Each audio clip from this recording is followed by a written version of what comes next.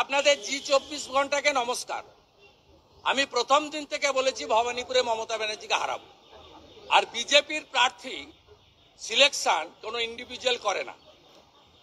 18ই জানুয়ারি বলেছিলেন, আপনিও করেছেন, টিভি9ও করেছেন, আর বাকিগুলোর নাম নাই বললাম। আপনারা 80-20-তে আছেন ওই জন্য বললাম, বাকি তো কয়েকটা তো আছে চাটছে পা সারাদিন, তাদের সম্পর্কে নাই বা বললাম। আপনাকে বলে রাখি, বিজেপির প্রার্থী ঠিক করে ভারতীয় জনতা পার্টির কেন্দ্রীয় নির্বাচন কমিটি। তার সভাপতিত্ব করেন বিজেপির সভাপতি, উপস্থিত থাকেন প্রধানমন্ত্রী। আমি বলেছি দল যে কোনো বিজেপি কর্মীকে প্রার্থী করবে, কর্মীদের মধ্যে আমিও পড়ি। মমতা ব্যানার্জি এমন কিছু বিরাট লোক নয়, আমাকে হারাতে গেছিল, আমি হারিয়ে দিয়েছি। এমনকি 96-তে মালিনী ভট্টাচার্য ওনাকে হারিয়েছেন। আপনাদের কাছে উনি বড় বিরাট কিছু হতে পারে, বাংলার জনগণের কাছে উনি কিচ্ছু নন।